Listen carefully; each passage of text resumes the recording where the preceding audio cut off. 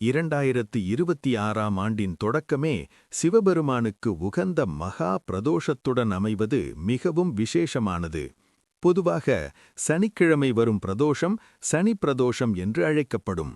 ஆனால் ஆண்டின் முதல் நாளே இந்த ஆன்மீக சங்கமம் அமைவது பக்தர்களுக்கு ஒரு பெரும் பாக்கியமாகும்.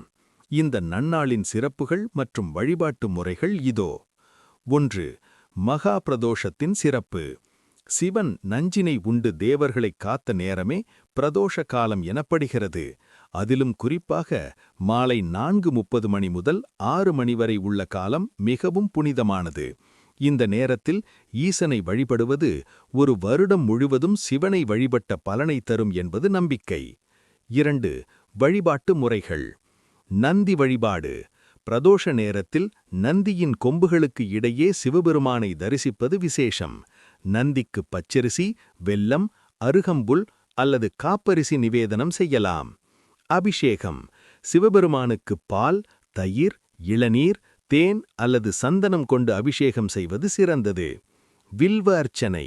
ஈசனுக்கு மிகவும் பிடித்த வில்வ இலைகளால் அர்ச்சனை செய்வது கோடி புண்ணியங்களை தரும். 3. இந்த ஆண்டின் முக்கியத்துவம். புத்தாண்டு தொடக்கம். ஜனவரி 1ஆம் தேதி சிவ அருளுடன் தொடங்குவதால் அந்த ஆண்டு முழுவதும் மன அமைதி, செல்வம் மற்றும் தடைகளற்ற முன்னேற்றம் கிடைக்கும் என நம்பப்படுகிறது. குரு அருள். குரு பகவானின் ஆசி மற்றும் சிவ தரிசனம் இணைந்து அமைவதால் மாணவர்கள் மற்றும் புதிய முயற்சிகளை தொடங்குபவர்களுக்கு இது ஒரு பொன்னான நாள். முக்கிய குறிப்பு. உங்கள் ஊரில் உள்ள சிவன் கோயில்களில் மாலை 4:30 மணிக்கு மேல் நடைபெறும் பிரதோஷ பூஜையில் கலந்து கொண்டு நந்தி தேவரிடம் உங்கள் வேண்டுதல்களை மனதார கூறினால் அது நிச்சயம் நிறைவேறும்.